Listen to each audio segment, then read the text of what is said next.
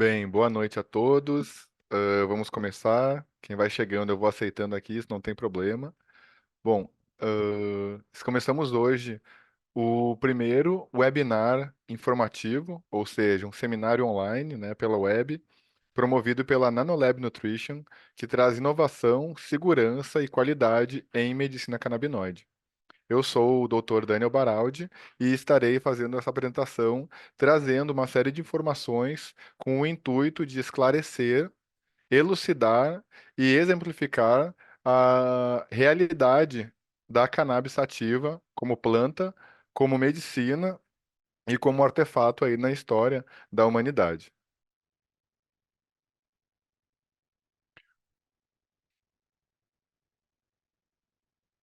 Bom, hoje, de forma geral, vamos falar dos impactos na saúde causados pela cannabis medicinal. E dessa forma, também vamos abordar aspectos históricos para que entendamos como chegamos até aqui, como que essa planta se relacionou com a humanidade antes mesmo, né, de fatos históricos como o proibicionismo, que é uma realidade que vivemos hoje em dia, mas que nem sempre foi uma condição prevalente. Primeiramente, eu gostaria de me apresentar. O meu nome é Daniel Baraldi. Eu sou biomédico de formação. Também expandi a minha formação no caminho da pós-graduação, estudando fisiologia humana a nível de mestrado e obtive um doutorado em farmacologia e desenvolvimento de medicamentos na Monash University, na Austrália. Também estudei endocannabinologia e o uso da cannabis de forma medicinal pela Universidade Federal de Santa Catarina, curso promovido pelo Instituto Dalla Cannabis, e atualmente ocupo a posição de consultor científico na Nanolab Nutrition. E quem quiser me adicionar no Instagram, tem ali o meu perfil, Daniel Baraldi. Vamos ver se não tem ninguém entrando. Aqui.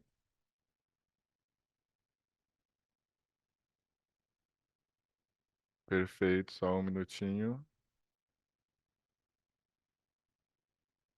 Bom, antes de seguir, eu tenho alguns recadinhos para dar.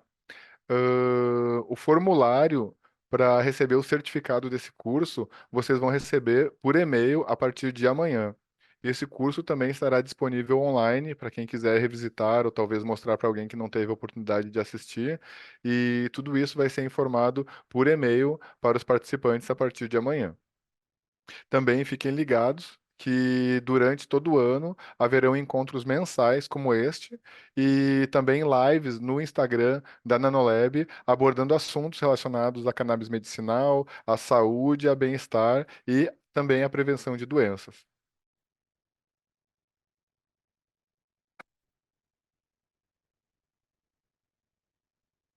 Bem, falando sobre o projeto Nanolab Educa, ele é um projeto de educação continuada que visa trazer capacitação para os médicos, a fim que eles tenham acesso a informações práticas e de qualidade em relação à medicina canabinoide e possam prestar um serviço de alta qualidade para os seus pacientes. Também esse projeto envolve educação para os representantes, para os trabalhadores, né, da Nanolab poderem estar equipados e treinados a fim de fazer esse meio campo entre os prescritores, que são os profissionais que efetivamente realizam a terapia canabinoide, e os pacientes, que são os indivíduos que se beneficiam dessa terapia. No meio do campo disso, entre eles, entre o médico e o paciente final, está o representante, que conecta essas duas realidades, trazendo as necessidades dos clientes para os médicos e também permitindo que os pacientes conheçam os prescritores.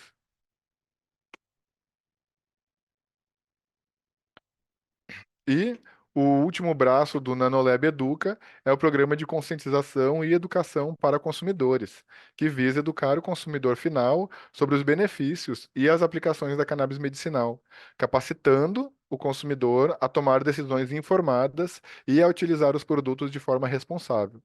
A medicina canabinoide é um fenômeno muito recente, ainda na história da medicina ocidental, e, portanto, a educação e a informação são as melhores ferramentas para que possamos atingir um desempenho ótimo dentro da terapia canabinoide, com melhores efeitos terapêuticos e menores efeitos adversos. Pois bem, eu vou começar essa aula com uma reflexão, uma frase do doutor Elisaldo Carlini, professor também da Escola de Medicina da Faculdade Federal de São Paulo. E ele falou isso numa entrevista à revista da FAPESP em 2010. Dr. Elisaldo Carlini era médico, né, pesquisador na área da cannabis, um expoente da ciência brasileira e da ciência internacional. Ele falou assim: Meu avô se formou médico no fim do século XIX e, naquela época, já usava um livro de 1888, que guardo até hoje, com a receita da maconha para vários males. Era uma terapêutica corrente no mundo todo, inclusive no Brasil. A Organização das Nações Unidas reconhece que a maconha pode ser medicamento, apesar da proibição da Convenção Única de Entorpecentes, de 1961, desde que os países oficializem uma agência especial para cannabis e derivados nos seus ministérios da saúde. Já há uns 10 países que fazem esse uso: Estados Unidos, Canadá, Reino Unido, Itália, França, Alemanha, Espanha, Suíça, entre outros. Essa reflexão nos permite abordar vários temas sobre a medicina canabinoide.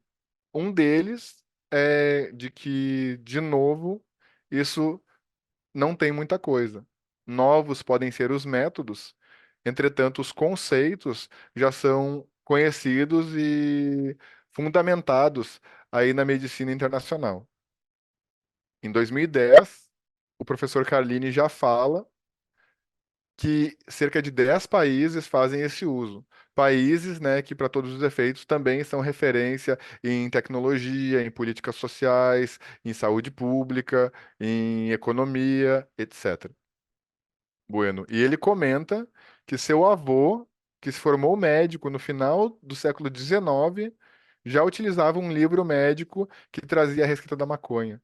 Então, essa planta já era utilizada na terapêutica e as plantas são a base de toda a terapêutica farmacológica. Essa planta já era utilizada na ancestralidade da medicina. Embora hoje em dia se fale com muito tabu sobre isso e se aborde o assunto com muita cautela, como se fosse uma droga muito perigosa. Bem, é exatamente este o mito que buscamos diluir, dissolver com essa apresentação. Então, para começar e esclarecer e abrir esse assunto sobre a cannabis medicinal, sobre a maconha, eu gostaria de traçar uma breve história da cannabis, pontuando alguns eventos chaves que nos mostram como ela foi de droga perigosa a medicina revolucionária.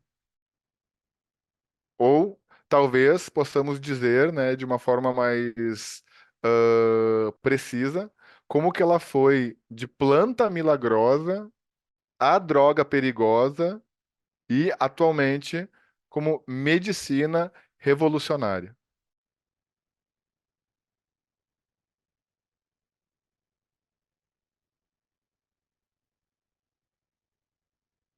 O primeiro registro histórico oficial, escrito, arqueológico, documentado do uso medicinal da cannabis sativa data de 2737 a.C., na China, onde o imperador Shen Nung, que na linguagem nativa significa o fazendeiro divino, compila o Penzao. O Penzao é considerado a base da medicina tradicional chinesa, onde ele versa longamente e profundamente sobre medicina, sobre fitoterapia, sobre agricultura. Ele escreve sobre centenas de plantas, ensina como ele descreve, na verdade, né, porque o pensal foi ser escrito posteriormente. Ele descreve centenas de plantas, o seu uso, como identificar elas de forma botânica, o preparo, como extrair os extratos, os óleos, como fazer alimentos. E esses conhecimentos são a base da medicina tradicional chinesa até hoje. O que, para nós brasileiros ocidentais, né, para muitos, a medicina tradicional chinesa talvez não tenha um valor muito grande, porque nós temos a cultura da medicina ortodoxa ocidental, da base do remédio, do comprimido e da cirurgia. No entanto, é importante notar que a medicina tradicional chinesa é a base da população mais prevalente e, quiçá, né, para além dos seus grandes números, mais importante da humanidade até hoje, que é a população chinesa que para todos os efeitos, né, independente de ideais políticos, religiosos e valores pessoais, os chineses são os que mais e melhor se reproduzem e se mantêm vivos na face da Terra. E, como se tem registrado, há mais de 4.000 anos eles já têm fundamentada a sua própria medicina tradicional, que lhes dá força e vigor para se reproduzir, perdurar e consolidar a civilização que hoje ocupa a China já com mais de 1 bilhão de habitantes.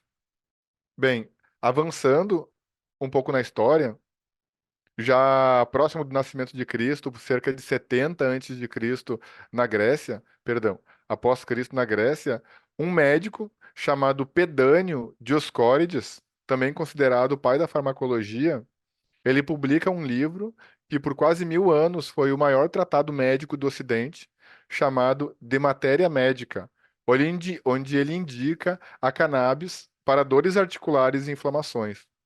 Esse médico, Dioscórides, viajava com o exército grego e viajou por todo o norte da África, sul e sudeste da Europa e também entrou no Oriente Médio e foi até as Índias. Em suas viagens com os exércitos, ele trocava com os habitantes locais e ia investigando as plantas utilizadas para sanar as pessoas.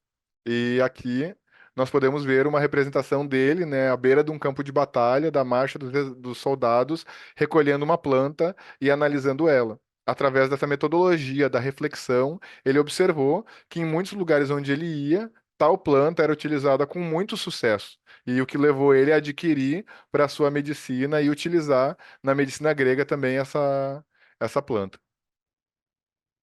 Avançando já um pouco, bem bastante, para a nossa história mais recente, aí após 1500, na nossa história brasileira, a cannabis chega ao Brasil. Ela chega trazida por africanos escravizados e, após isso, disseminada entre os índios e os brancos, incluindo membros da corte portuguesa. Mas ela não chega apenas através das mãos dos escravizados, né? E como sementes escondidas nas roupas, nas bonecas e nos brinquedos. As próprias caravelas eram propelidas por velas feitas de cânhamo, que é a própria maconha. As vestes e as roupas de todos os tripulantes eram feitas desse mesmo material, assim como os cordames e as cordas. Inclusive, para quem não sabe, a coroa portuguesa investiu muito no Brasil para transformar o Brasil numa potência de produção de maconha ou cânhamo, né, para focarmos na terminologia mais utilizada no aspecto têxtil da indústria. E o cânhamo foi a fibra mestra em todo o Ocidente durante toda a história, inclusive há que se dizer que foi a força da maconha que trouxe os portugueses para o Brasil e patrocinou as grandes embarcações. Porque sem os cordames de cânhamo, essas embarcações não resistiam. Os tecidos das velas e os cordames não resistiam à maresia e às agruras do mar. E trago todas essas informações para ressaltarmos o quão sem sentido o proibicionismo se torna quando analisamos os fatos históricos. E é por isso, né, que estamos revendo um pouco da história para esclarecer muito isso. O quanto essa planta ela é muito mais antiga que qualquer lei promulgada por qualquer homem, e o uso dela está muito mais entrelaçado com a história da humanidade do que qualquer argumento proibicionista que ressalte apenas os aspectos negativos dessa planta. Assim como, né, tudo tem um aspecto negativo. Bueno, avançando um pouco mais para a história moderna da medicina, nós temos o primeiro relato médico do uso da cannabis por um médico ocidental.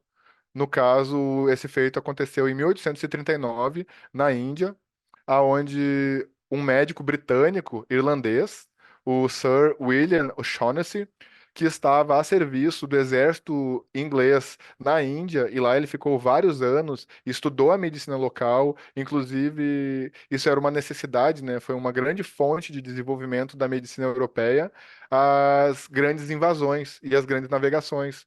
Pois os médicos que eram enviados pelos seus reinos juntos com os seus exércitos levavam, naturalmente, estoques de medicamentos, dos medicamentos que eles conheciam, que eram produzidos a partir de plantas que eles tinham na Europa, né? E eram feitos extratos, comprimidos, cápsulas, formas de conservar esses medicamentos. No entanto, após viagens que levavam meses e meses e meses e incursões militares que levavam anos, rapidamente eles exauriam os seus estoques de medicamentos e se viam forçados a comungar com os conhecimentos e com as plantas e práticas dos povos locais, que já tinham os seus métodos para tratar as mazelas que afligiam essas populações. Dor de cabeça, viroses, infecções, dores múltiplas, problemas neurológicos, enfim. Com o William Shaughnessy não foi diferente. Ele teve a abertura e a perspicácia de observar como os nativos trabalhavam, e lá na Índia, essa planta já utilizada há milhares de anos já tinha todo um conhecimento para ser utilizado em diversas condições. Então, ele observando, aprendeu, e aprendendo, ele aplicou. Aplicando, ele observou a eficiência disso, e nesse ano, né, 1839, após cerca de 8 anos na Índia, ele publica num periódico médico o livro sobre a preparação do cânhamo indiano, ou ganja, onde é que ele relata as técnicas de extração da essência dessa planta e o uso dela com sucesso para tratar condições médicas. Ele tratou, se não me engano, epilepsia e dependência de ópio.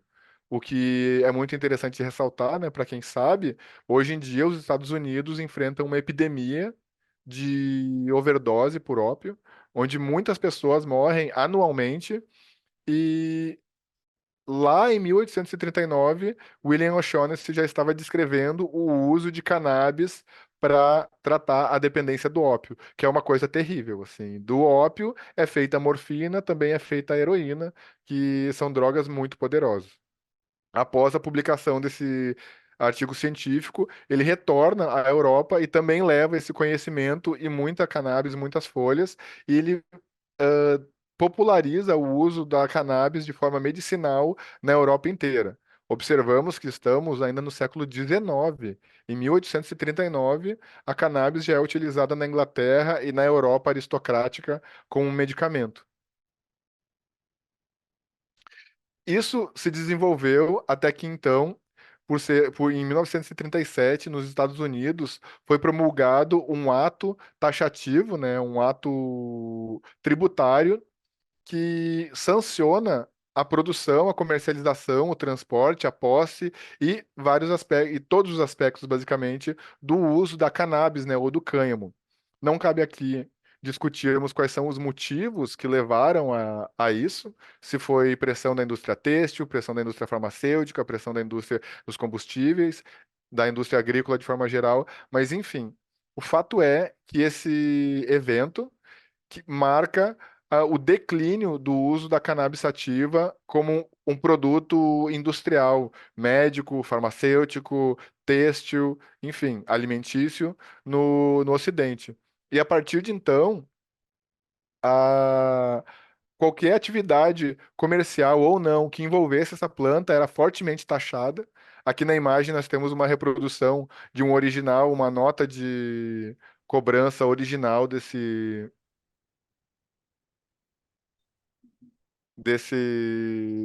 taxação, e isso começa a inibir e dificultar com que os plantadores, que não eram poucos, que plantavam cânhamo nos Estados Unidos, por exemplo, para a fabricação de cordames, fabricação de tecidos e utilização alimentícia, né, das sementes dessa planta, que são muito nutritivas.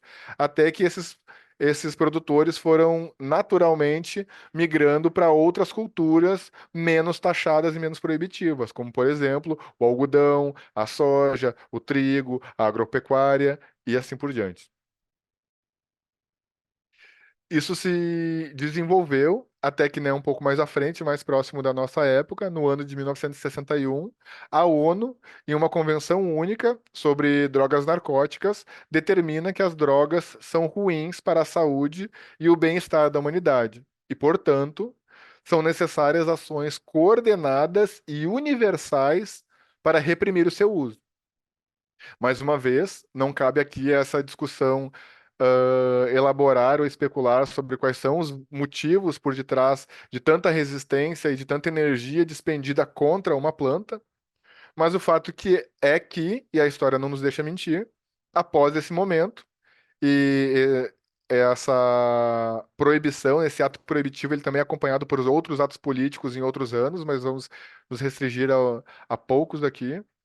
Então, não nos cabe aqui discutir quais foram os fatores que motivaram, mas o fato é que isso levou a um enriquecimento dramático da indústria bélica, a uma manutenção de conflitos armados ao redor do mundo e o início da chamada guerra contra as drogas, que até hoje persiste, que talvez é o empreendimento humano que mais consome dinheiro e recursos financeiros, humanos, técnicos e etc hoje há muito tempo, e ainda assim a guerra às drogas falha miseravelmente ano após ano após ano, nos mostrando que não é com a bala e com arma de fogo que se resolve isso.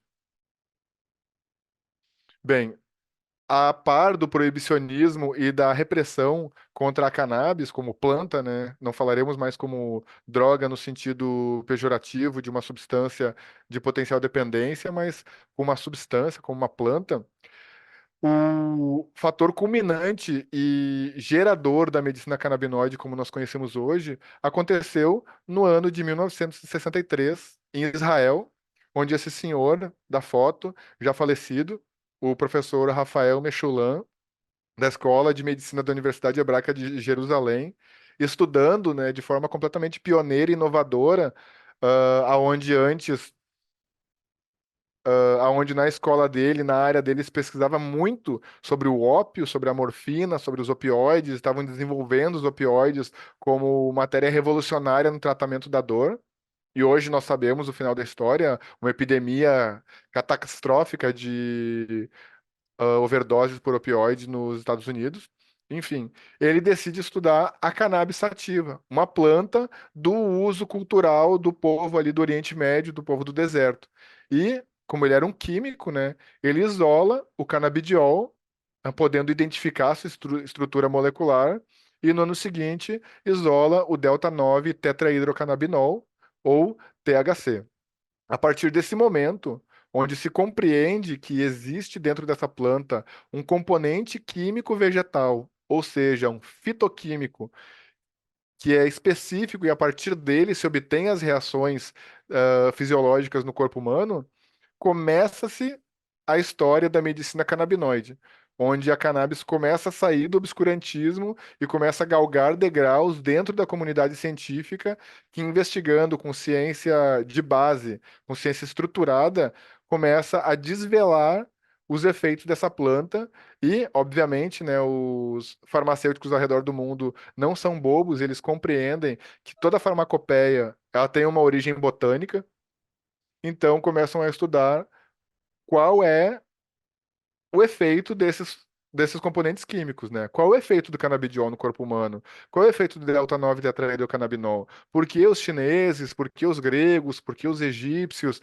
já utilizavam essa planta? Porque os africanos tinham essa planta elevada a nível religioso, ao ponto de trazer escondido para o Brasil. Foi isso que eles foram descobrir.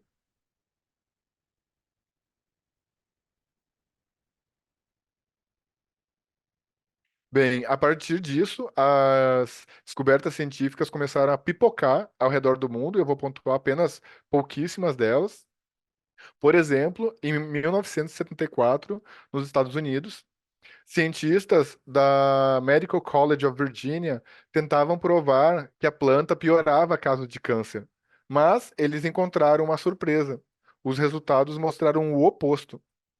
Os roedores que recebiam químicos para induzir o aparecimento de um tumor, e após o aparecimento do tumor, eles buscavam demonstrar o prejuízo do tumor nos animais, mas, no entanto, eles observaram a redução no tamanho dos tumores, indicando aí a primeira observação de efeito anticancerígeno e antitumoral dos canabinoides. Informação é essa que viria a ser muito expandida nos anos seguintes.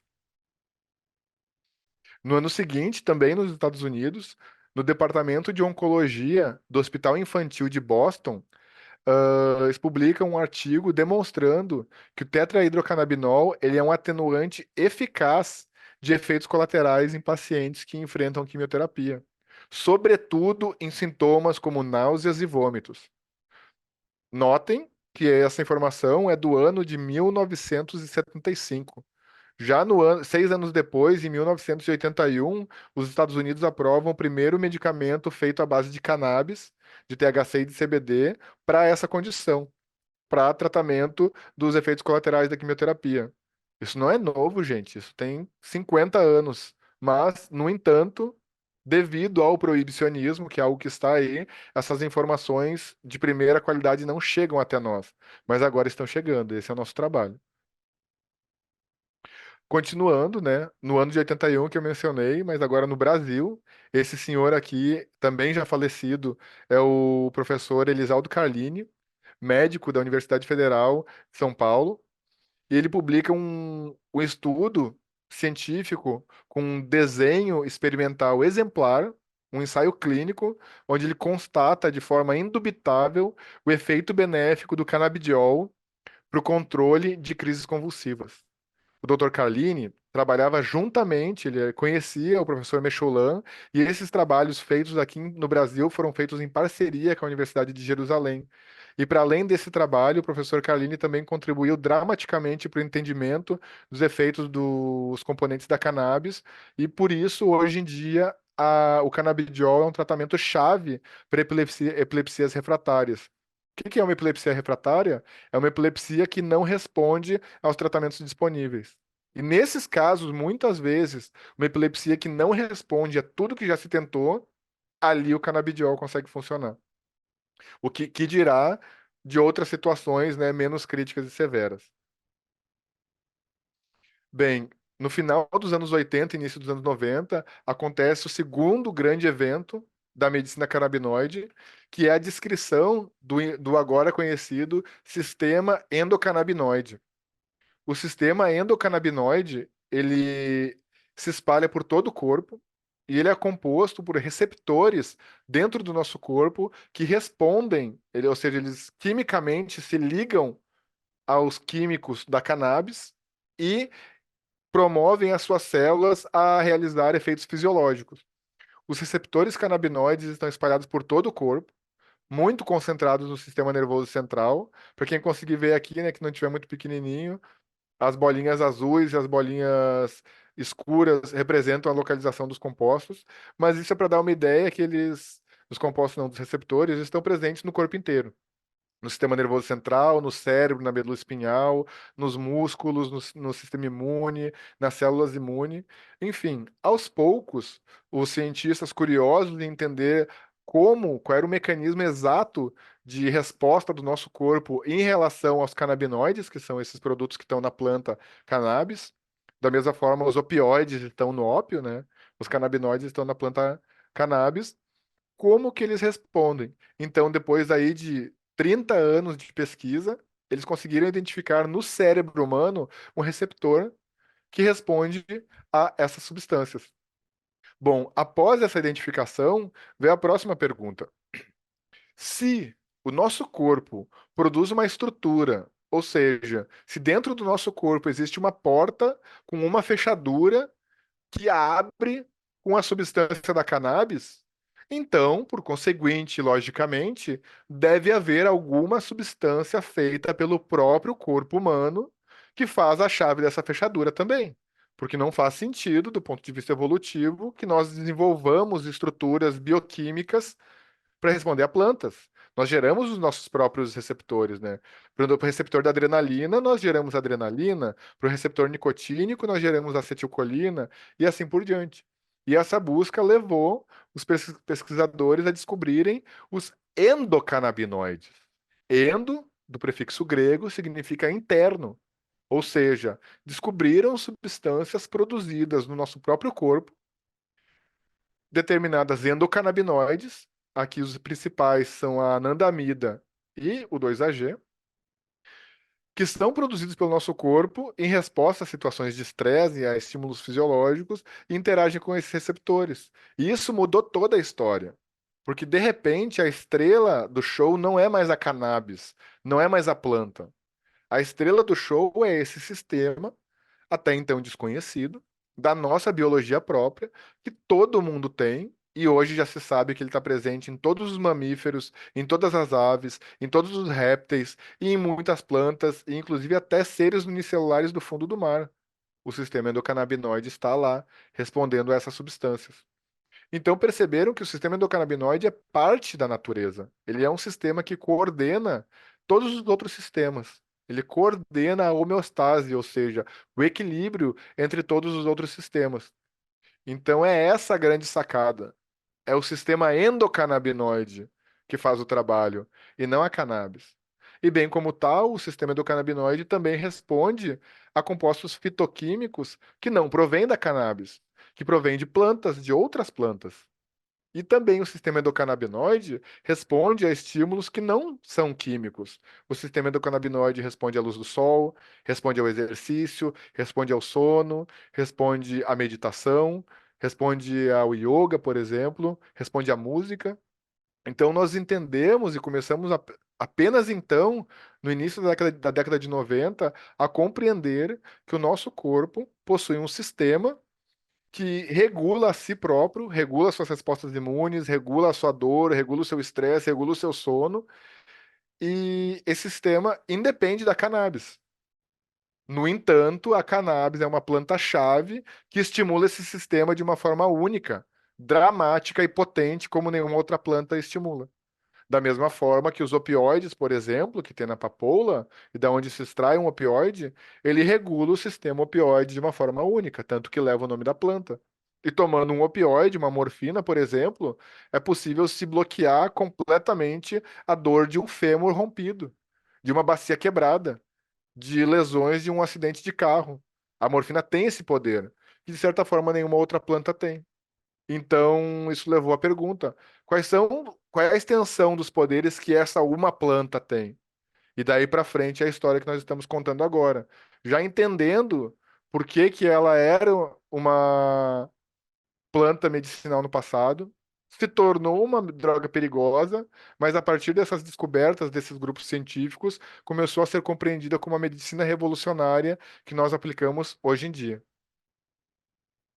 Bem, avançando um pouco para o tempo e vindo mais para o aspecto social das coisas, em 2012, nos Estados Unidos, a história da Charlotte Fidi, que é essa menininha, então com 5 anos de idade, se tornou um grande boom, pois ela era portadora da síndrome de Dravet, que é uma epilepsia refratária, ou seja, de difícil tratamento.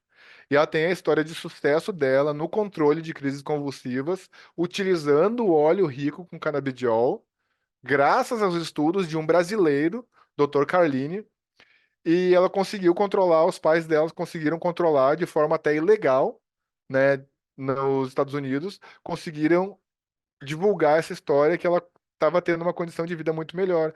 E isso, essa história explodiu pelo mundo inteiro e muitas pessoas ficaram sabendo disso, e isso promoveu movimentos populares de adesão ao uso, muitas vezes incorrendo em desobediência civil. Ou seja, é quando se infringe a Constituição, mas na atitude de buscar um bem que a Constituição não contempla.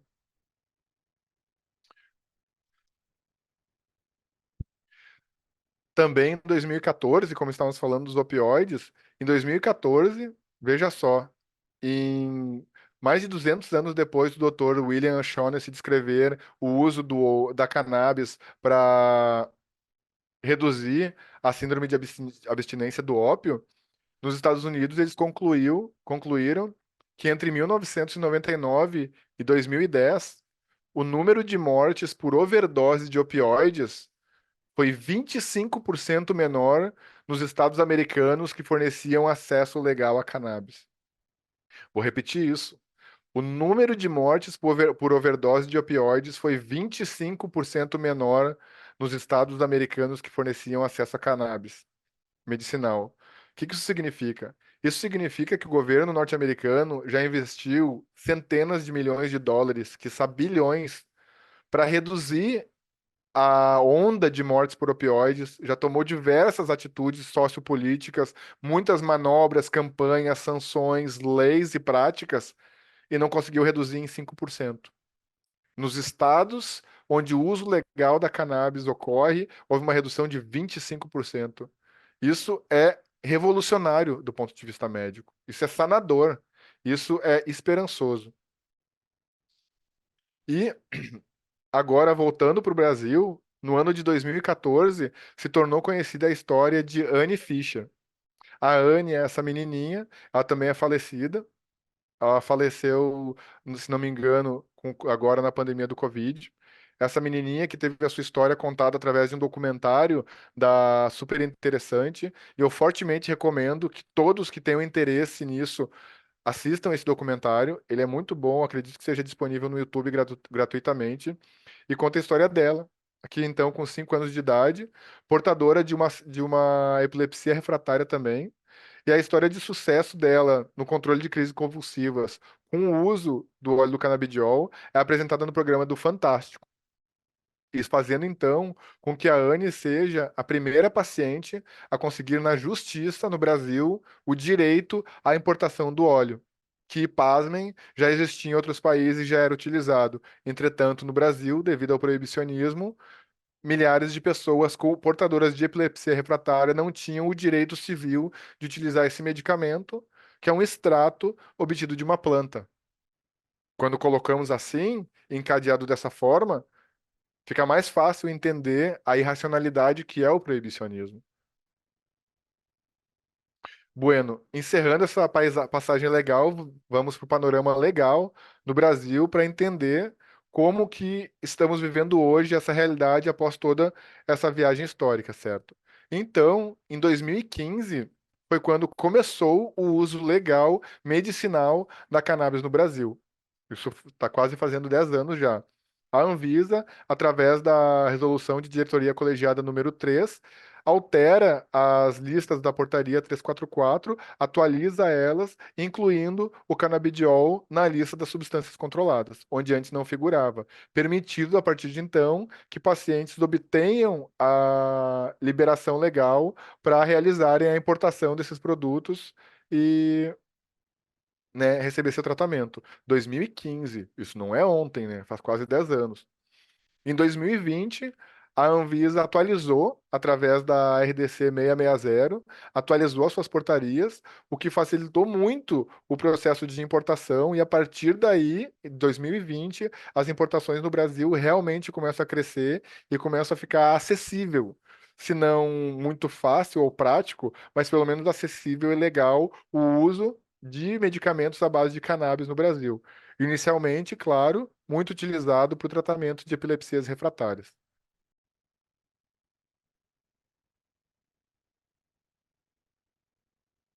Em 2022, a Anvisa publica a RDC 327, que essa, por sua vez, versa mais sobre a presença dos compostos canabinoides nas farmácias. Até então eram mais presentes, era mais fácil de obter de forma importada, ou através de associações, certo?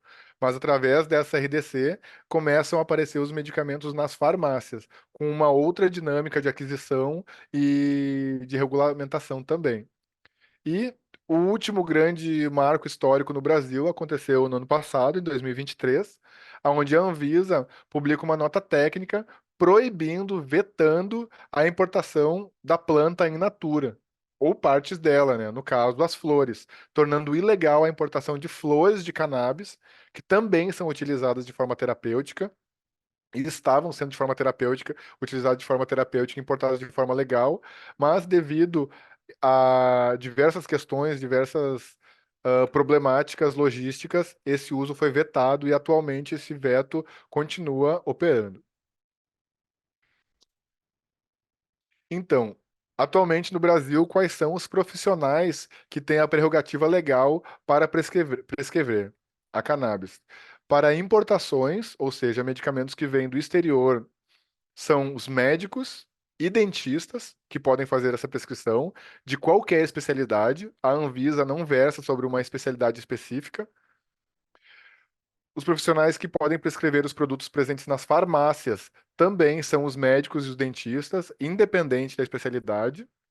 E a única diferença ocorre nas prescrições para associações de pacientes, que no Brasil já existem sim diversas associações de pacientes que têm a liberação legal para fazer o seu próprio plantio, para extrair os seus produtos, para manufaturar eles com qualidade e distribuir de forma mais popular. Os médicos, os dentistas e também veterinários se valem dos produtos dessas associações, porque como eu falei antes, né, o sistema endocannabinoide ele é uma entidade biológica, está presente na vida, não é exclusivo dos humanos. Então, animais, pets, gatos, cachorros, cavalos, outros animais que também apresentam diabetes, também sentem dor, também apresentam epilepsia, convulsões, esses animais se beneficiam e muito da cannabis. Bom, falamos sobre todos esses aspectos e agora chegamos ao momento de falarmos sobre a estrela dessa apresentação, que é o centro de toda essa história, que é o sistema endocannabinoide. Bueno, o sistema endocannabinoide, como eu falei antes, ele se distribui por todo o corpo, apresentando receptores localizados no sistema nervoso central e também no sistema nervoso periférico e em tecidos periféricos, em maior ou menor grau, apresentando respostas diferentes dependendo do tecido. Mas, de forma geral, a função, a ação da estimulação endocannabinoide promove a homeostase. Homeostase é o termo médico que indica o pleno funcionamento do corpo, o funcionamento equilibrado, certa forma, um equilíbrio dinâmico entre todas as funções de elevação de pressão, de redução de pressão, de elevação do açúcar no sangue, redução do açúcar do sangue, tensão muscular, relaxamento muscular, enfim, toda essa miríade de fenômenos fisiológicos que promovem o nosso bem-estar compõe a homeostase. E é essa a atitude do sistema endocannabinoide. Ele não está ligado exclusivamente ou unicamente ao sistema cardiovascular, ou ao sistema renal, ou ao sistema linfático. Não. Ele tem ramificações que tocam todos os sistemas. E dessa forma, agora, sabendo a história e conhecendo a ciência por detrás, começa a ficar mais clara a informação de o quão benéfica é a cannabis e por que isso acontece.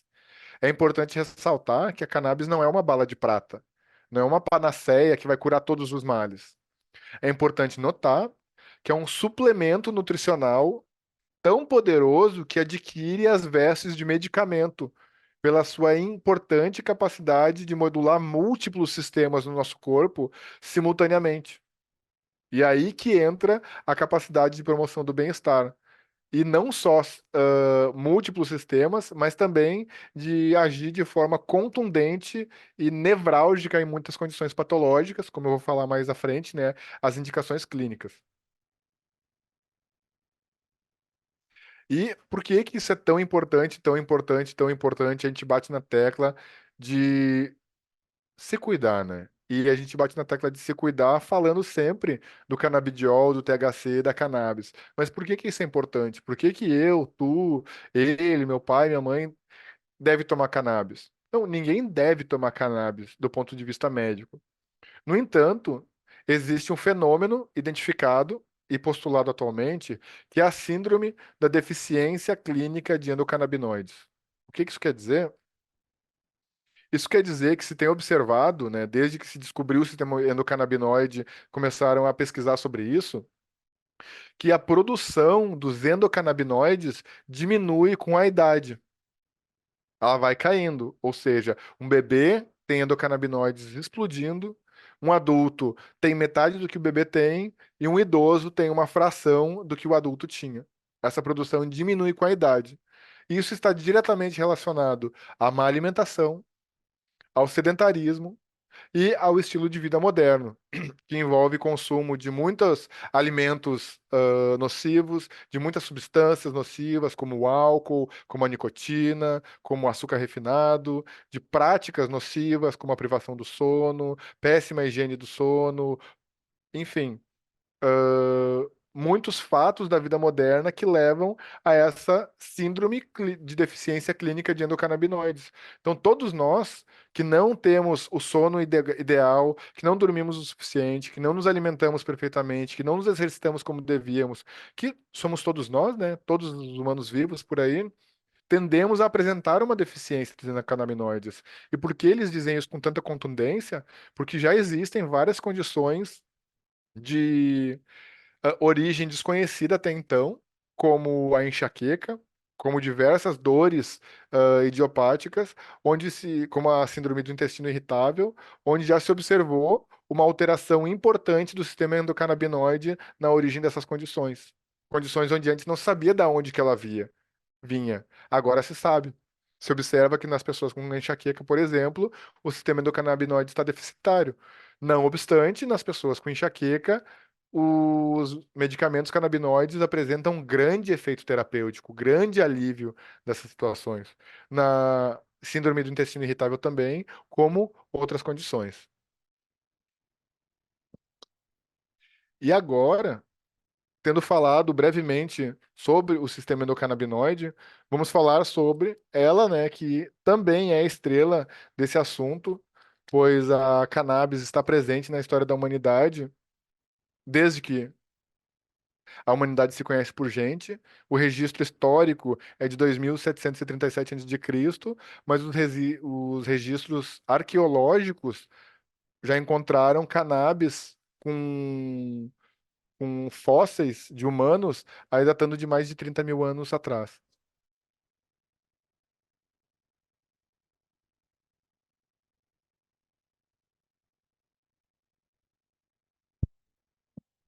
A cannabis sativa está para as plantas como os cachorros estão para os animais, no sentido de domesticação humana e de acompanhamento do humano na sua jornada.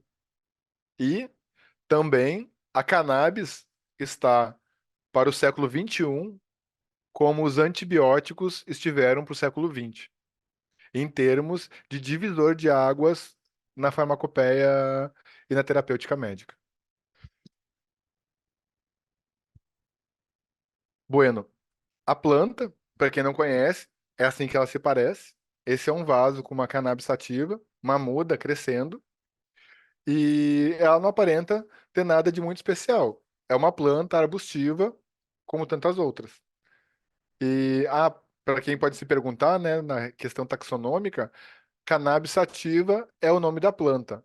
Após isso, existem outras variações, como sativa sativa, sativa índica, sativa ruderalis, que são as subespécies ou variantes. Mas é correto dizer que hoje em dia existem muito mais subespécies ou variedades de cannabis do que existem de cães, por exemplo.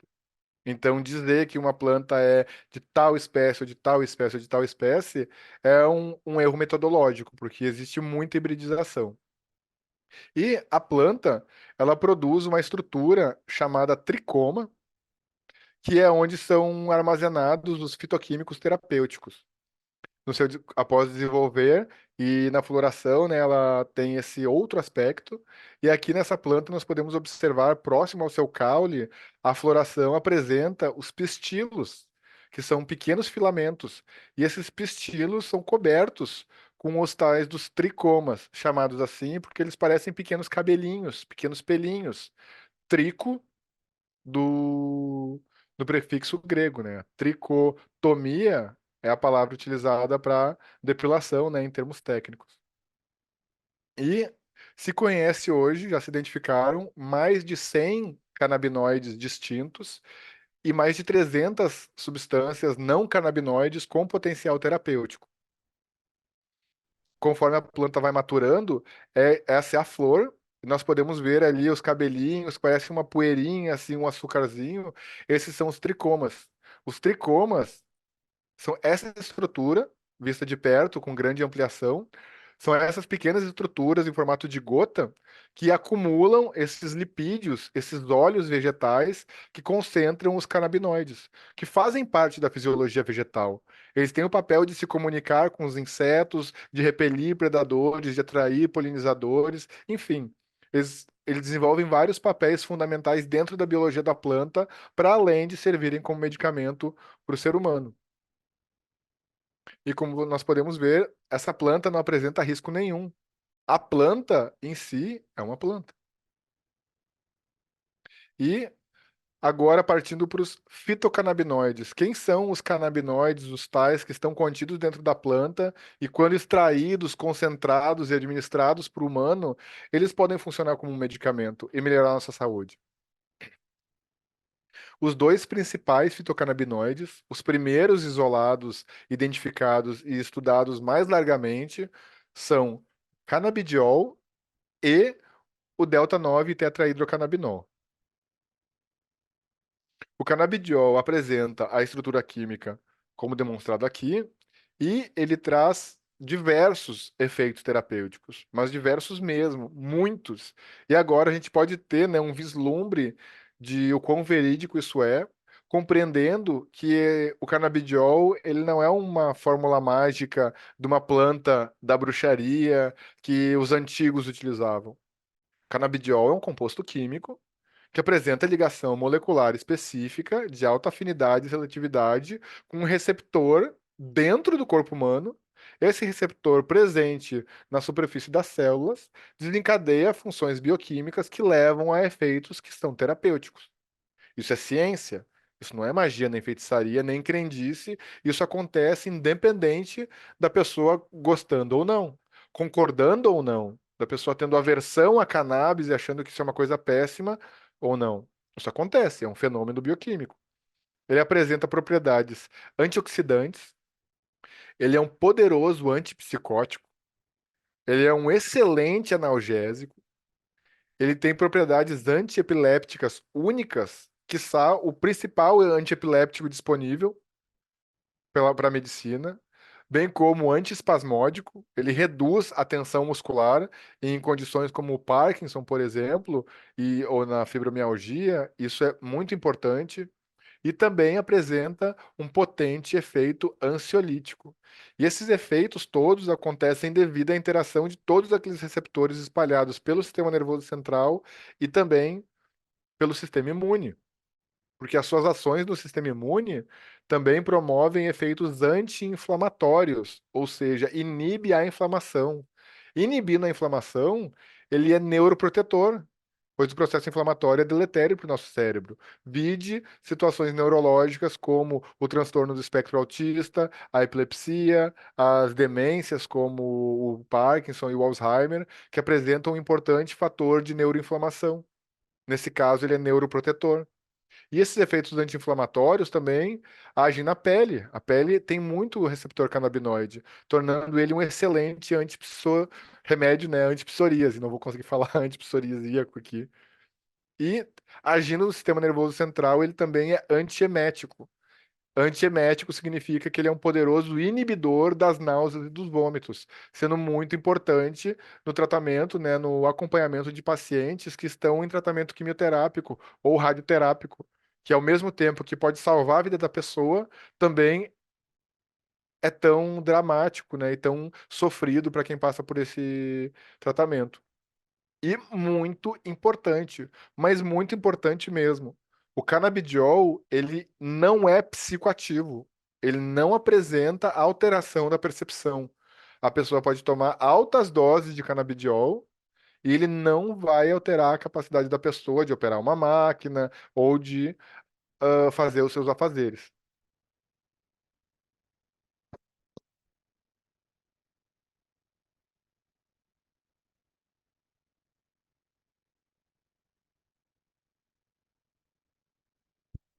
Prosseguindo, pessoal, e já estamos nos encaminhando para os finalmente, ou seja, não vamos nos delongar muito mais, que eu compreendo que já são 9 horas da noite de uma segunda-feira e agradeço a todos que estão aqui ainda, né, conosco.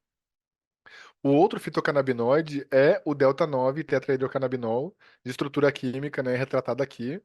E o THC também apresenta muitos efeitos. Muitos deles se sobrepõem ao canabidiol, mas eles também apresentam efeitos distintos, onde, por exemplo, em relação ao efeito analgésico, por exemplo, o canabidiol é um bom analgésico, mas o delta-9 THC é um excelente analgésico. Por outro lado, o THC é um anti-inflamatório bom, mas o canabidiol é um excelente anti-inflamatório. Então existem essas pequenas diferenças que não cabe nos aprofundarmos muito aqui. O THC, né, ele apresenta efeitos antioxidantes, analgésicos, antiepiléptico, sedativo, ou seja, auxilia a dormir, ansiolítico, antiespasmódico, também broncodilatador, ou seja, facilita a respiração. Ele é orexígeno, e esse é muito importante. O que que é o orexígeno? É o que é o oposto do anorexígeno. Ou seja, orexis é uma terminologia grega para fome, para vontade de comer. E os efeitos orexígenos do THC, conhecidos popularmente como larica, que é aquela fome desesperadora que as pessoas sentem, ele é muito importante em pacientes que sofrem de caquexia, pacientes que têm dificuldade de se alimentar, que não sentem fome, que não sentem a palatabilidade, como, por exemplo, os pacientes em quimioterapia, mas também pacientes portadores de AIDS, que têm essa dificuldade, e o THC faz isso muito melhor que talvez todos os medicamentos, alopáticos disponíveis. Ele também é anti-inflamatório. Ele é um poderoso relaxante muscular, mas muito poderoso mesmo, sendo muito importante em questões como fibromialgia, e Parkinson, onde a tensão muscular causa muita dor e muito incômodo. Ele também é neuroprotetor e, como o canabidiol, também é antiemético. Mas, de todas essas diferenças, uma diferença muito importante dele para o canabidiol é que ele é psicoativo. O THC apresenta um fator psicoativo muito importante, que para algumas pessoas pode ser percebido em algumas situações como um efeito adverso.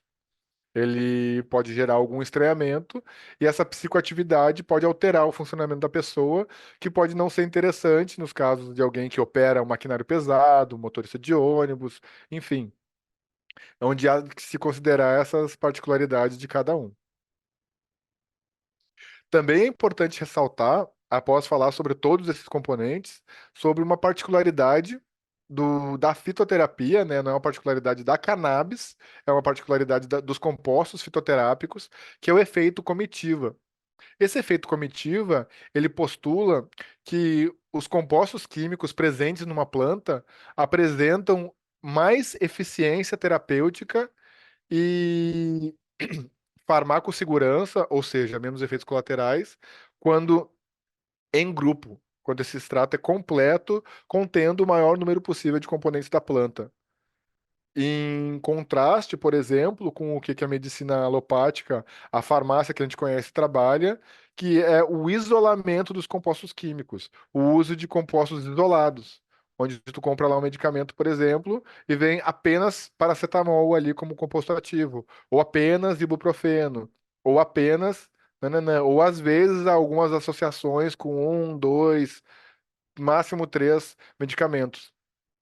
Na fitoterapia, se compreende que quando se faz um extrato de uma planta, ele vai ter muito mais potência quando esse extrato está completo e não os compostos isolados. E na cannabis se observa muito isso.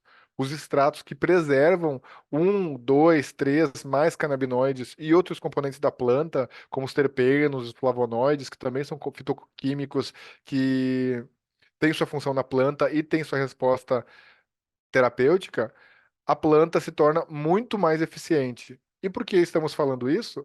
Porque esse conhecimento vai implicar na elaboração das formulações e na escolha dos produtos pelos pacientes e pelos prescritores.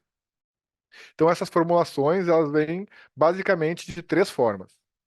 Elas vêm como uma formulação full spectrum, ou espectro completo, onde todos os componentes da planta são preservados, aonde temos canabinoides, temos terpenos, flavonoides, e dentre os canabinoides, o THC e o canabidiol estão obrigatoriamente inclusos. No entanto, existem também formulações criadas que são formulações broad spectrum, ou de espectro amplo e não completo, onde por interesse terapêutico, ou interesse político, ou interesse legal, se retira uma molécula dessa solução, no caso o THC, para aumentar o perfil de segurança clínica dessa molécula. Por exemplo, né, como nós estávamos falando da psicoatividade do THC, existem casos e pessoas onde ele é contraindicado. É melhor não usar. E nesses casos, se utiliza uma formulação broad spectrum, onde ela é um extrato integral subtraído o tetrahidrocannabinol. Ele ainda preserva os outros aspectos da planta, mas ele tem o tetrahidrocannabinol extraído. E, por fim, do outro lado da moeda, existem os compostos isolados, que vocês muito provavelmente, se procurarem, vão encontrar sendo vendidos mais nas farmácias, né? Advindos da indústria farmacêutica tradicional, onde eles vão ter aquela proposta farmacêutica clássica de utilizar apenas um composto isolado. No caso, apenas o THC, apenas o CBD, o canabidiol, ou apenas o canabigerol, ou apenas o canabinol. Enfim, o que o vale. E o que eu estava falando antes sobre o efeito comitiva é que é observado, por exemplo, aqui as formulações full spectrum tendo uma maior potência e maior segurança do que as isoladas. O que isso quer dizer? Que com o full spectrum é possível usar menos medicamento por um efeito terapêutico maior com menos efeitos colaterais. Ao passo que nós observamos que quem utiliza os compostos isolados precisa utilizar muito mais, em média 4 vezes mais canabidiol, quando utiliza o isolado. 4 vezes, não é pouca coisa, não. Imagina você tomando uma cápsula de paracetamol, 1.000 miligramas, ou tomando quatro. Isso é muita diferença.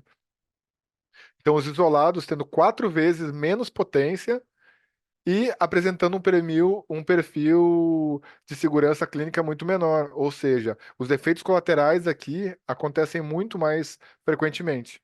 Então, essa informação é muito importante para lhes orientar a buscar sempre composições full spectrum, ou no caso, quando há contraindicação do THC, broad spectrum, pelo menos. Assim, vocês vão estar se beneficiando da terapêutica da planta e muito provavelmente utilizando menos medicamento, economizando dinheiro e ainda recebendo menos efeitos colaterais, se e quando acontecem, que vamos falar um pouco sobre eles logo mais. Bom, em relação a medicamentos elaborados a partir da planta cannabis.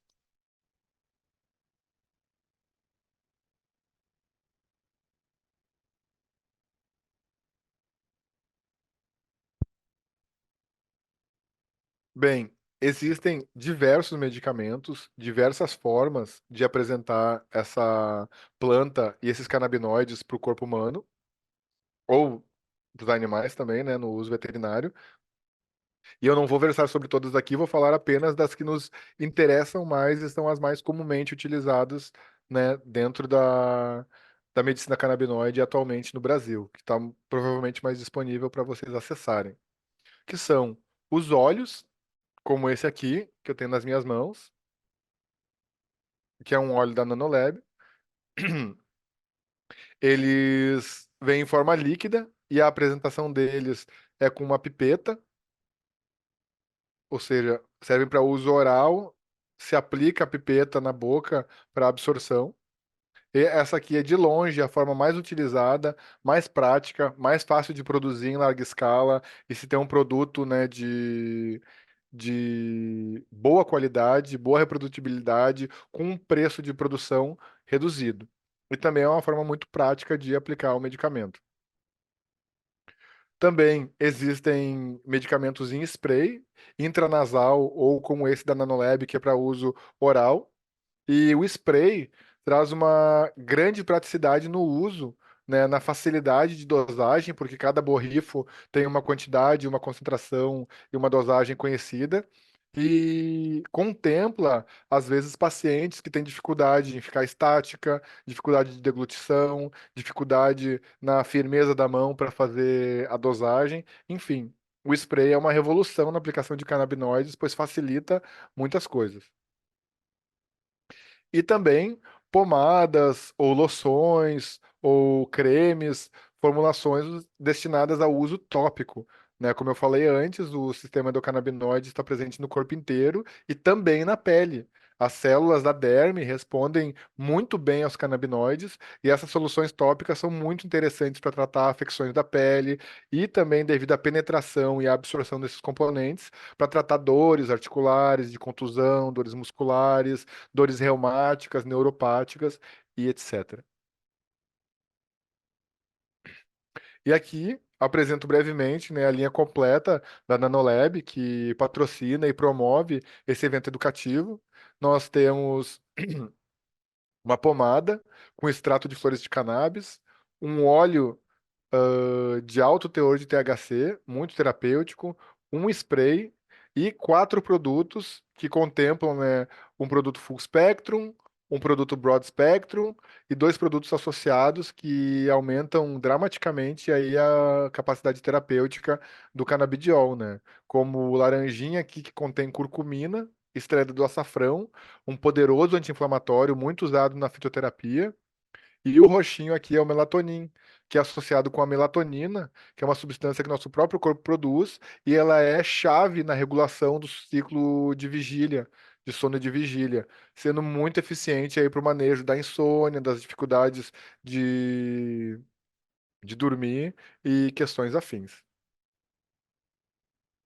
Bom, eu quero pontuar a posologia, ou seja, como que se encadeia o uso dos canabinoides, porque esse é um aspecto muito particular, talvez um dos aspectos mais particulares dos canabinoides quando o paciente está aderindo à medicina canabinoide. E por que isso? Porque a posologia, ela é individual, personalizada, dinâmica, passa por um ajuste de dose e titulação. O que é isso? Quer dizer que ela é individual, cada pessoa tem o seu próprio sistema endocannabinoide, que ele vai se modificando na nossa vida de acordo com as nossas experiências, com o nível de estresse, com as doenças, com o nível de atividade física, com a alimentação, enfim. Então, cada pessoa está com um nível de ativação endocannabinoide. Portanto, a dose, para mim, pode ser uma, e para o meu irmão gêmeo, que tem a mesma idade, mesma composição, mas que tem outro desenvolvimento físico, a dose para ele pode ser completamente diferente. Às vezes, até ele pode experienciar efeitos colaterais com a minha dose, ou nulidade terapêutica, ele pode estar em subdose. Então, a dose ela é individual e personalizada para cada pessoa, para cada condição e para cada momento. Isso é diferente da medicina normal, onde às vezes nós vamos numa consulta médica e o médico tem uma tabela onde qual é a dose de cada qual, como é que se toma cada medicamento e ele prescreve para o paciente com base na tabela, não no paciente em si. A medicina canabinoide ela tem que ser individual e personalizada. O médico tem que prescrever baseado no paciente, na constituição física do paciente, na idade, no gênero, na indicação clínica, no peso, etc. E ela também é dinâmica, no sentido que ela varia com o tempo. O paciente pode estar aí, às vezes, dependendo do medicamento, ele pode tomar por anos esse medicamento. E a dose vai variar conforme o peso varia, conforme a saúde física varia, conforme o nível de atividade física da pessoa varia, conforme a época do ano varia. Então, esse acompanhamento, essa posologia tem que ser constantemente acompanhada, reavaliada e ajustada de acordo com a situação de cada pessoa. E esse ajuste de dose, ele acontece na titulação, ou seja, quando o paciente inicia o tratamento com cannabis, é crucial que aconteça uma titulação de dose. Ou seja, o médico ou o prescritor vai iniciar com uma dose baixa, que está subclínica, subterapêutica, e com o tempo, né, de 7 em 7 dias, de 5 em 5 dias, depende da pressa, depende da disponibilidade, ele vai comunicando com o paciente e ajustando essa dose até chegar dentro do momento clínico. É importante notar que os canabinoides não necessariamente vão ter um efeito imediato. Tomei agora, amanhã minha dor parou. Às vezes é necessário um acompanhamento para ir, ao mesmo tempo, suplementando o sistema endocannabinoide e também ajustando essa dose até chegar na dose para aquela pessoa, sem chegar direto numa dose muito alta que pode trazer efeitos colaterais e o indivíduo não aderir ao medicamento. Então, essa titulação, ela é crítica para o início. E o ajuste de dose tem que acontecer periodicamente para a pessoa poder ajustar. Porque é possível que a pessoa fique mais ou menos sensível à medicação com o passar do tempo. E quais seriam as formas de uso, as formas de utilizar essa medicina? Bom, principalmente, né, mais utilizadas no contexto médico são a forma oral, ou seja, que é engolir, a forma sublingual, que é colocar debaixo da língua e deixar absorver, mas essa forma acaba se conectando com a oral também, porque invariavelmente se engole o medicamento depois da aplicação sublingual, e a forma tópica, né, que é aplicando na pele. Bom, falando brevemente sobre a forma oral sublingual, que provavelmente é a forma que a maior parte das pessoas vai utilizar, até porque é que traz o custo mais interessante, né, a forma mais barata de produção dos medicamentos. Ela é aplicada embaixo da língua, como está mostrando aqui. É necessário aguardar a absorção pela mucosa sublingual cerca de 60 segundos, aí perto de 1 minuto. Isso é muito importante, porque aqui a mucosa sublingual ela é altamente irrigada por microvasculatura e o medicamento que é absorvido ali, ele se torna prontamente disponível na circulação sanguínea. Ao passo que o medicamento que é engolido, que vai pela via oral, ele vai ter que passar por todo o trato digestivo, pelo estômago, pelo intestino delgado, para começar a ser absorvido. Isso demora muito tempo e também correm muitas transformações bioquímicas ali que vão causando a inativação desses compostos, como o nosso corpo faz com todos os componentes químicos que são ingeridos, né? Então é muito importante aguardar esses 60 segundos para acontecer ali o máximo de absorção sublingual. Muito mais do que isso também não é interessante, porque como a área de superfície debaixo da língua é pequena, o limite de absorção também é pequeno, mas importante e auxilia a iniciação dos efeitos terapêuticos dos canabinoides. É importante também ressaltar que se deve consumir junto das refeições, porque os canabinoides também são muito sensíveis ao pH ácido do estômago. Ou seja, se eles encontrarem um estômago vazio, os ácidos gástricos vão destruir grande parte desses canabinoides, reduzindo a absorção. Então, junto das refeições, com a barriga cheia de alimento, o bolo alimentar ali, que tem um pH muito mais alto, né? Ele não é tão ácido quanto o nosso estômago, ele preserva, ele funciona como um protetor desses canabinoides, permitindo uma absorção maior. Mas é muito maior mesmo, é quase o dobro de absorção. Então, esse fato é muito importante.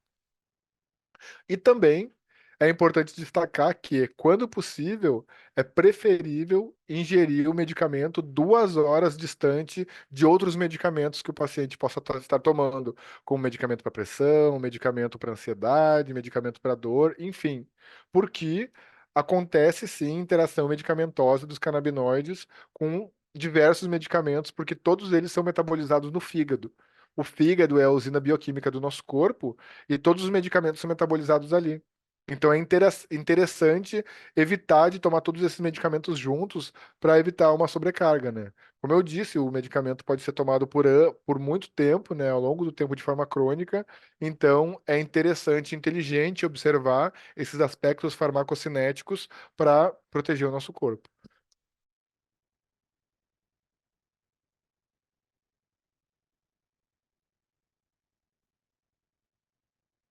É muito importante também falarmos sobre as reações adversas que podem vir a acontecer com os canabinoides, que é natural que ocorram, assim como ocorre com qualquer substância vegetal que é ultra concentrada e ingerida. Por exemplo, experimente você tomar 1 litro de café preto bem forte e ver o que lhe acontece.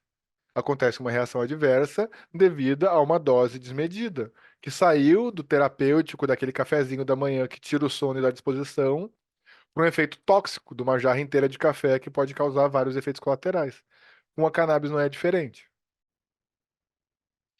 Essas reações adversas, no entanto, e esse é um aspecto muito importante para quem aguentou até agora e ainda está assistindo, esse é talvez o principal aspecto do uso médico da cannabis, que é a farmacosegurança. Ao passo que os canabinoides promovem todos aqueles efeitos terapêuticos que eu mostrei, tá, mas e daí, Daniel? Por que que eu vou usar o canabidiol como anti-inflamatório se tem aqui o ibuprofeno? Por que que eu vou usar o THC como analgésico se tem o tramadol? Por que eu vou usar tal como antipiléptico se tem o Depaquene?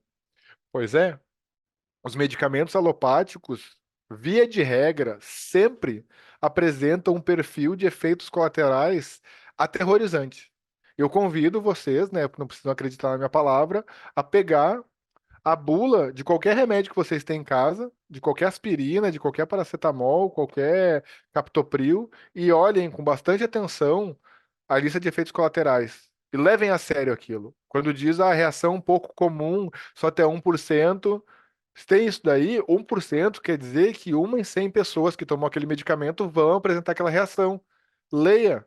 Às vezes a gente não para ler e tem reações bem esquisitas ali. Essas reações são as que não estão presentes no uso da cannabis. O uso de uma planta de forma assertiva, técnica e segura é muito seguro. Traz vários efeitos terapêuticos com um perfil de efeitos colaterais baixíssimo. Isso é chave. É a segurança clínica e terapêutica que a cannabis traz. Isso é importante, por exemplo, quando levamos em conta que todos nós, se dermos sorte, vamos nos tornar idosos e invariavelmente nos tornaremos pacientes polifarmácia.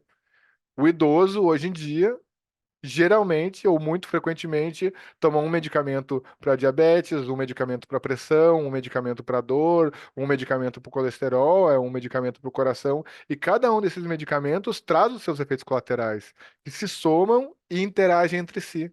Isso é muito sério. Porque começa a tomar um medicamento para dor nas costas, que daí ele dá um efeito colateral. Aí toma um medicamento para efeito colateral, que daí dá outro efeito colateral. E quando vê, já não se sabe mais para que você está tomando o quê.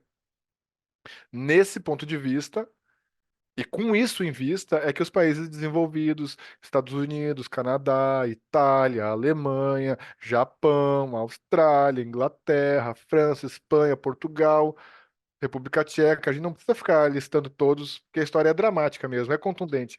Já utilizam isso como base da saúde pública, de forma preventiva, reduzindo os custos e o ônus ao erário público na manutenção da saúde coletiva. Essas reações adversas, elas são leves, transitórias e geralmente estão associadas aos períodos de início de tratamento ou ajuste de dose, onde ocorre esse movimento de ajuste de dose, né? Se a dose está muito alta para reduzir ela, ou às vezes ela está muito baixa, se faz o ajuste, ela passa um pouco, enfim, isso é da prática canabinoide, mas são nesses momentos.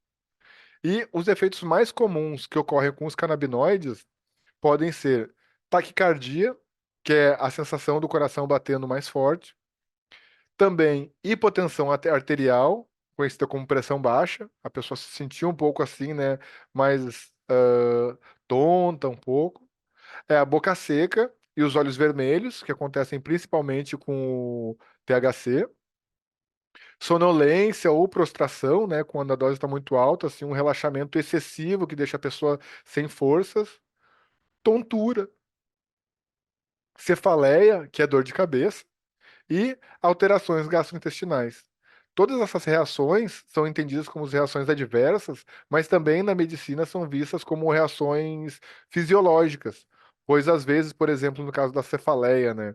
Às vezes a pessoa tem centros ou áreas no cérebro que estão hipoperfundidos, ou seja, recebem pouco sangue há muito tempo, às vezes há muitos anos, áreas do cérebro que não são muito utilizadas.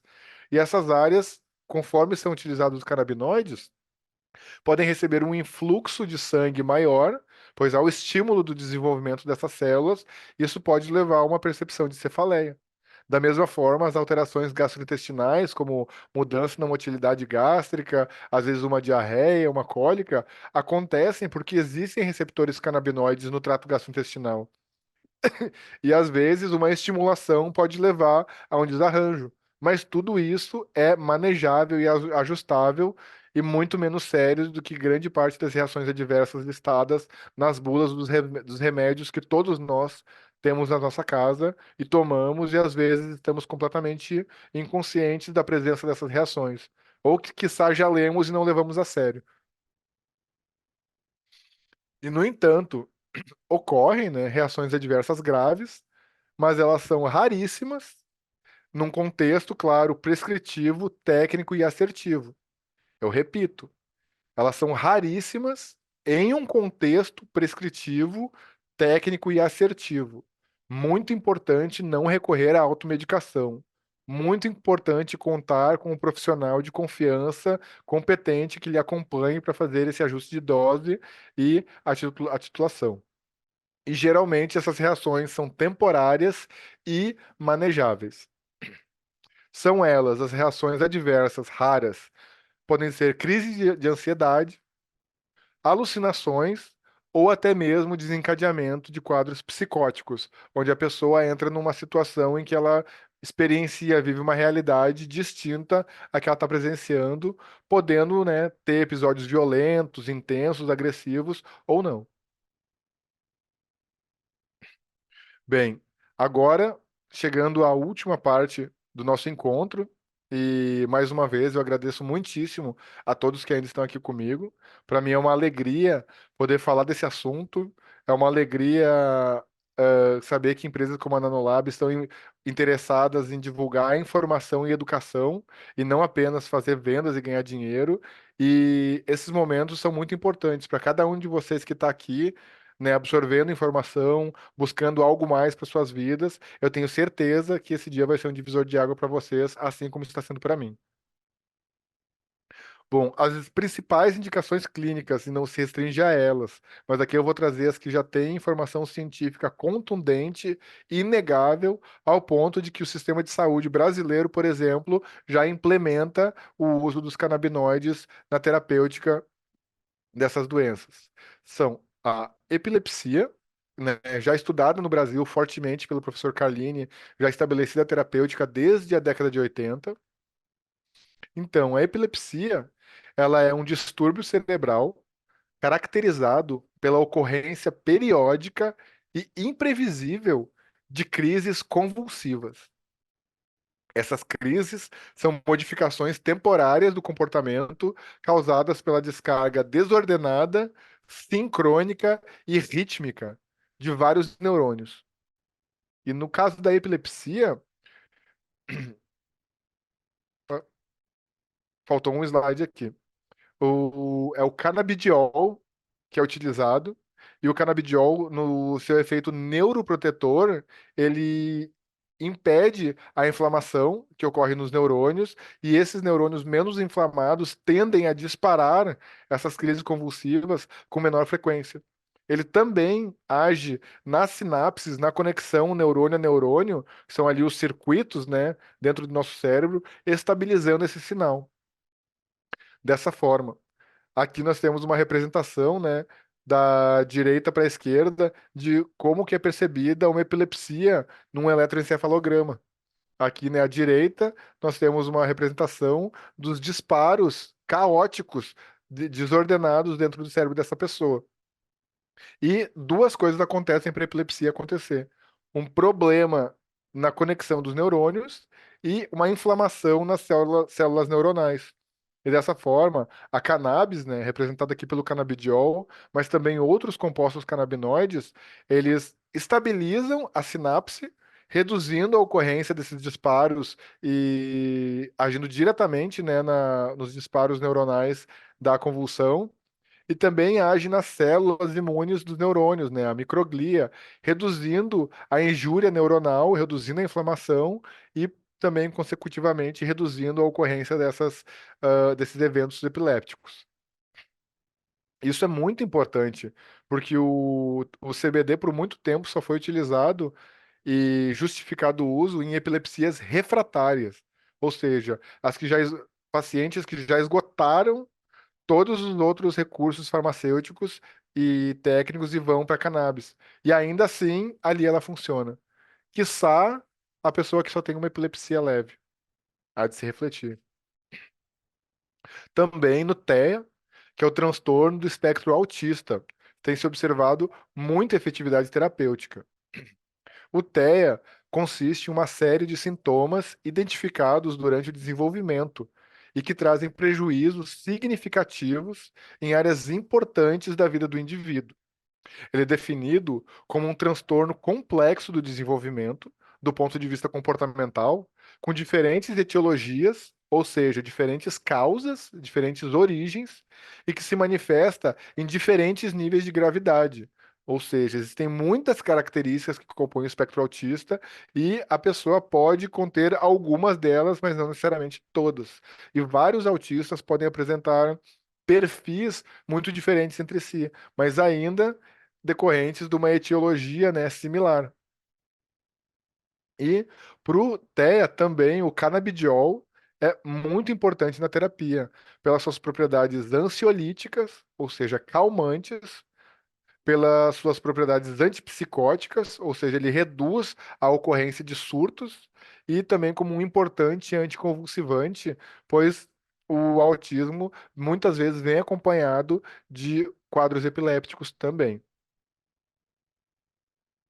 Em relação à dor, a dor ela é uma experiência subjetiva que envolve diversos fatores, como fatores sensoriais, a própria dor, fatores fisiológicos, fatores motivacionais, cognitivos e afetivos. Ou seja, o estado de espírito, o estado de humor da pessoa também influencia na quantidade de dor que ela recebe. Como se sabe isso? Através de experimentos onde, por exemplo, se testa um limiar de dor numa pessoa numa situação normal de temperatura e pressão, e se faz o mesmo teste após essa pessoa passar por um evento muito estressante, o mesmo estímulo. O estado emocional, o nível de ansiedade e estresse do indivíduo influencia muito na percepção dele da dor. E esse fenômeno compreende uma experiência pessoal, que ela é influenciada em graus variáveis por diversos fatores. E especificamente no caso da dor neuropática, os canabinoides têm se mostrado muito eficientes. A dor neuropática é aquela dor sem origem aparente, que ela está ali. Ela não é uma dor por trauma, por exemplo, por algum corte, alguma contusão. Ela pode ser uma dor inflamatória, uma dor reumática que se mantém ali ativando o sistema nociceptivo do paciente. E no caso da dor, tanto o canabidiol quanto o delta-9 tetrahidrocannabinol são muito importantes. O canabidiol, através do seu efeito anti-inflamatório, reduz a percepção de dor e também os efeitos ansiolíticos, né, e analgésicos do canabidiol auxiliam o paciente a lidar melhor com essa dor. Já o THC, por sua vez, é um analgésico, é um verdadeiro bloqueador da dor muito potente e também apresenta propriedades relaxantes, o que melhora o estado de espírito da pessoa, e em condições onde a tensão muscular é às vezes causador da dor, né, como uma, um Parkinson, por exemplo, ele auxilia mais ainda na redução.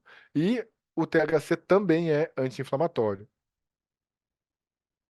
E existem outras indicações, como vocês puderam perceber, todos aqueles lugares que estão inervados pelo sistema endocannabinoide respondem à presença dos canabinoides. Então, a quantidade de fenômenos fisiológicos e patológicos que vão responder é quase infinita. Mas vamos aqui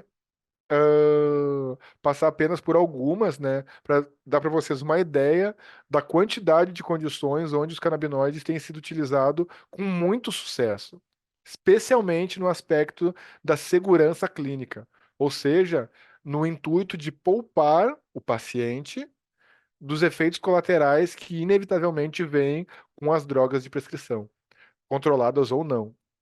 Então, os canabinoides são utilizados nas demências, como o Alzheimer, o Parkinson e a esclerose múltipla, né? Os efeitos neuroprotetores são muito perceptíveis nos pacientes que consomem canabinoides. Também nas questões neurológicas, né, de depressão, de ansiedade, de estresse, os canabinoides aí, principalmente o canabidiol, tem sido muito utilizado para modulação de humor e muito importante na insônia e no manejo dos distúrbios do sono, que a insônia também é uma doença relacionada com a síndrome da deficiência clínica de endocannabinoides. Pacientes com muita insônia apresentam um sistema endocannabinoide desregulado, apático, por assim dizer, e se beneficiam muito dessa suplementação. Também a enxaqueca, como eu falei antes, né? As dores da enxaqueca são muito afetadas pelo uso dos canabinoides. Também, por outro lado, o câncer, no sentido de mitigar os efeitos adversos da quimioterapia, da radioterapia, e são muito perniciosos para os pacientes, né? Também na saúde da mulher, visto que ali o útero, os ovários, a vulva, o sistema reprodutor feminino apresenta muitos receptores endocannabinoides, os canabinoides estão bem utilizados aí no manejo de dores menstruais, cólica, endometriose, enfim. A cannabis já é utilizada pelas mulheres de povos originários com esse objetivo há milhares de anos, mas agora a medicina moderna está descobrindo essas utilizações, né, a partir dessas descobertas. E também falando de saúde da mulher, na fibromialgia, os canabinoides também têm sido muito utilizados. Botei aqui pertinho, porque a fibromialgia tem uma incidência muito maior nas mulheres do que nos homens. E tantas outras condições que não cabe aqui também ficar trazendo, mas eu me coloco à disposição, quem quiser vir falar comigo, quem quiser entrar em contato com a Nanolab, se informar mais sobre isso, como pode se beneficiar dos canabinoides, nós ficamos à disposição.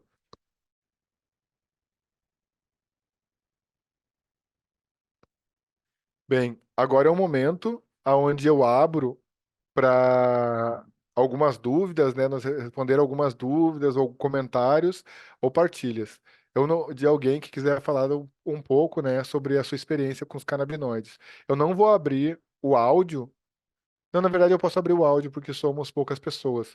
Se alguém quiser fazer alguma pergunta, aqui esse é o momento. Pode levantar a mão que a gente tem alguns minutinhos aí para conversar.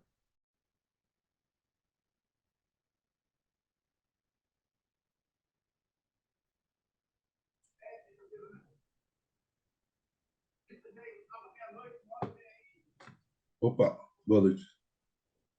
Boa noite, quem fala? Eu, Eduardo, eu sou médico psiquiatra. Boa noite, Eduardo. Boa noite, querido. Muito boa sua apresentação. Gostaria já de deixar os parabéns. Muito bem feita mesmo, muito lúcida, muito clara. A minha dúvida em relação ao tema, eu já sou prescritor, principalmente com crianças autistas. A minha dúvida principal é o seguinte: quando a gente começa a estudar em uma literatura mais avançada, americana, né, principalmente, a gente observa que as plantas, né, os subtipos, eles têm uma ação muito diferente. Né? Alguns têm um poder de dissociação maior, de estimulação, de sedação, relaxamento muscular, analgesia. Então, a gente, estudando pelos livros, a gente vê que uma é totalmente diferente da outra. E, teoricamente, a gente poderia, então, no sentido de chave-fechadura, encaixar as patologias dentro desse perfil de plantas. Né? O paciente precisa de dor, eu vou usar aquelas que têm um potencial maior para analgesia, para sedação, o paciente precisa de mais, como dizer, o paciente mais apático, com autismo, você precisaria de plantas. Não somente essa subdivisão tão simples do CBD, do THC, do CBG, por aí vai, a concentração deles, a diferença de concentração deles das diferentes plantas. Eu não vejo nenhum movimento no Brasil nesse sentido de valorização disso. Aqui a gente simplesmente fala no espectro THC free, por aí vai, tecnologias diferentes, para dizer exatamente isso. Foi tentativa de tirar o THC ou não. E não vejo essa especificidade. Na sua opinião, isso não faz diferença? Ou Excel- é um assunto importante que a cannabisfobia proíbe a gente poder tocar nele ou trabalhar em cima dele? Excelente pergunta, Eduardo. Muito grato. Posso responder já? Uhum. muito grato. E eu acho que faz muita diferença, assim. Eu acho que são escolas de pensamento e formas de abordar a terapia canabinoide diferentes. E às vezes essas escolas de pensamento se desenvolvem assim por limitações científicas, limitações legais, por questões mercadológicas, mas enfim, existem sim essas formas de abordar ou o medicamento ou mais no aspecto bioquímico dele, né? Esse composto tem canabidiol, tantos miligramas, CBD, CBD, THC, tantos miligramas, tal proporção, ou do aspecto das quimiovariantes da planta, né? Essa planta apresenta uma proporção tal, essa genética uma proporção tal de canabinoides, terpenos, flavonoides e inspira um efeito terapêutico tal. São formas diferentes, eu acho que ambas são válidas. Eu acredito e espero que no futuro, conforme o caminho legal vá se abrindo, seja possível ter à disposição todas elas, né, à Uhum. disposição, essas filosofias de terapia. E, por exemplo, se o paciente tiver a disponibilidade de plantar a sua própria planta, ele pode ter um acesso muito mais direto a esse efeito terapêutico. Essa genética aqui, ela tem um perfil analgésico, por exemplo, especial. Então, aquele paciente já faz o seu plantio e ele faz a sua terapia. Mas Certo, certo. então, acho que todas elas são válidas e complementares, por assim dizer. Certo. E uma outra observação muito simples também, em relação ao autismo, que eu tenho uma prática com muitos pacientes, eu não consigo ver o resultado clinicamente significativo somente com CBD, só uma observação. Se eu não, o paciente que não tem THC, ele não tem a resposta clínica que o outro com CBD isolado. É só uma observação minha do ponto de vista prático. E é uma pena que a gente geralmente não consegue uma concentração um pouco mais alta, tem coisa da legislação, e acaba limitando. Não dá nem para saber a resposta como seria de uma maneira um pouco mais, né, uma potência maior aí com a concentração maior de THC. Mas é só uma observação da prática clínica. Muito obrigado. Perfeito. Isso aí é o que a gente estava falando do efeito comitiva lá, né? Realmente, os canabinoides isolados, eles apresentam um perfil terapêutico e em associação eles apresentam outro perfil terapêutico, né? E não apenas o THC junto com o CBD, mas tem um artigo muito bom, que é um relato de caso que mostra um paciente, aconteceu na Itália isso daí, autista, que foi tratado aí por vários anos com o canabidiol isolado, obtendo, né, o efeito terapêutico desejado. E quando ele chega na puberdade, o canabidiol isolado para de ser eficiente. Aí eles passam por um full spectrum e melhora a resposta. Mas conforme ele vai desenvolvendo na puberdade, ele começa a perder a resposta também, começa a ter mais agressividade, né, tendo surtos. Aí eles começam a usar uma solução, um blend de terpenos específico, né, ali utilizando os terpenos aromáticos adequados para a situação e conseguiram ter uma resposta terapêutica muito poderosa, tanto um blend para ativar ele para fazer as atividades, quanto um blend para ele relaxar e dormir, utilizando a mesma composição de canabidiol e THC, mas só mudando os terpenos da formulação, o que também é uma abordagem terapêutica muito interessante.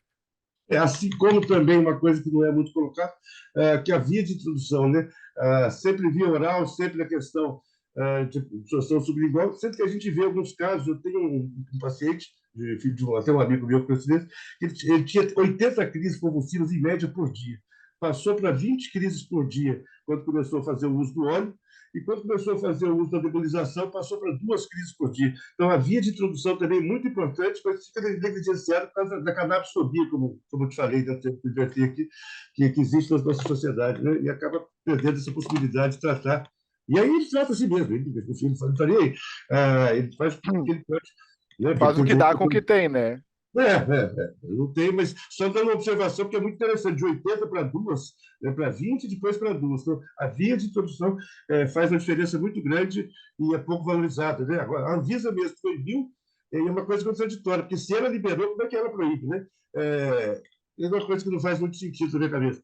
Então, mas muito obrigado aí pela possibilidade também de fazer alguns comentários. Eu estou sozinho nesse campo de estudo, porque a maioria dos médicos ainda estão muito longe do conhecimento e também fazem parte do grupo da cannabisfobia, né? Então tem que doutriná-los ainda.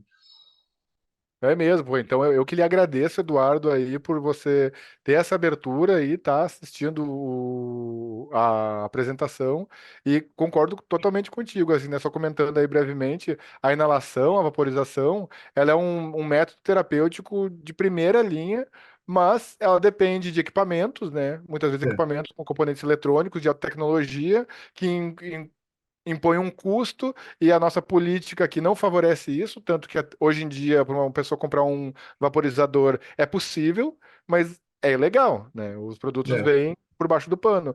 E é uma forma terapêutica de resgate, assim, como você falou, para é, contra tudo, convulsão, para quimioterapia, para quadro dor, agudo, o quadro agudo, né? O quadro agudo precisa disso, né? Você não tem tempo todo de esperar. agudo. Segundos, em 15 segundos já se observa a redução dos espasmos musculares.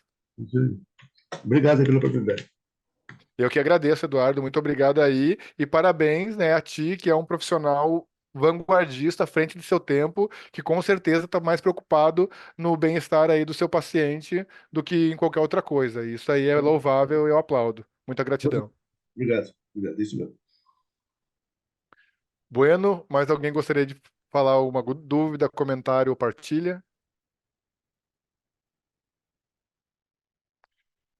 Bom, pessoal, se não temos mais nada a ser dito, eu agradeço muito a presença de todos, a atenção de todos. Espero que tenha sido tão divertido para vocês quanto foi para mim. E eu fico à disposição de vocês e nós aqui da Nanolab Nutrition também para maiores esclarecimentos e declaro por encerrada a sessão de hoje. Ah, mas antes disso, perdão, lembrá-los de marcar a Nanolab no Instagram, quando caso fizerem alguma postagem sobre essa aula. E, só um segundo. Pronto. E fiquem ligados que todos os meses temos um curso desses e uma live com algum convidado, né, da área médica falando sobre o uso dos canabinoides para promoção da saúde. Muito obrigado e uma boa noite a todos.